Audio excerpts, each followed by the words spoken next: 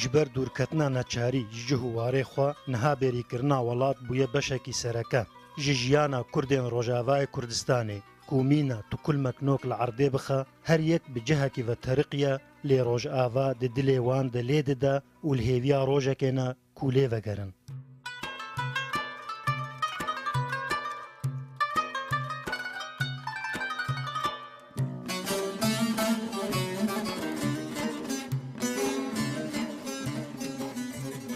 Helbestvanê navdar Ehmedê Huseyinî hestên bêrîkirin û agirê dûrî û xweşiya dîtina Rojava wihatî nezmên.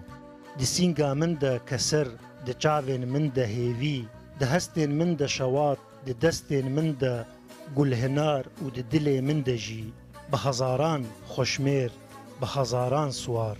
Min baskên azadiyê, xizêma berbangê, gurzek gulên sor, geriyek evîndarên bengîn, bênderek çîrokên xatirxwestinê, min dilê xwe û çar rondikên germ ji te re amade kirine. Çentayê di destê te de ezim, kaxezên di çentayê te de ezim. Di kûrahiya şevê de yê ku ji bo te xew nake dîsa ezim. Ma heta kengî tu yê darbesta bapîrên xwe li ser milên xwe hilgirî û ber bi azadiyê ve biçî. Bêrîkirina ku qedexeyan nizana, bêrîkirina ku birc û kelehan nizana, bêrîkirina ku sal û rekehan nizana, bêrîkirina ku li hêviya baskên te ya da ku xwek Xwedê bizane. Ey welat te ez geş kirim, meriyê bêkefên kirim. Ey welat te ez geş kirim, meriyê bêkefên kirim. Evîndarê bêsaz kirim, derdê welat, derdê welat. Helbestvan Mesûd Xelef ku di nav agirê dûrî û xerîbiyê de dişewita bêrîkirina Rojava wiha dinahûrîne. Min bêriya bihna axê kiriye. Duê kolana dirêj re derbas be û ji darên li kêleka rê dilê min bixwaze.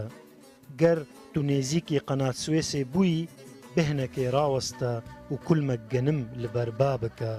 Wê dilê min bê hêran û tu yê parçeyên bêrîkirina min bibînî. Rêka xweşaş neke li asîmanê bajarê me hemî deman kevok difirin. Wê li nêzî cirnikê çiyayê toros xemgîniya bendemanê bi ser te debraşîne. Xwe baş bixemilîne dema tu çûyî bajarê hezkirina min. Lez neke miriyên goristana mezin şiyar neke. Eger tu ji çiyayê toros têr bûyî bizîvire ser milê xwe yê çepê, wê enteriyê kenê te hembêz bike. Wê cilên bûkaniyê li te bike û ji te re bêje li vir em nasnameya dilên bi darvekirîne û li vir em zersosinan di bin erdê de diçênin. Li gerîbiyê bêkesim ez, derdê welat, derdê welat. Bessa Mustafa, Rûdaw.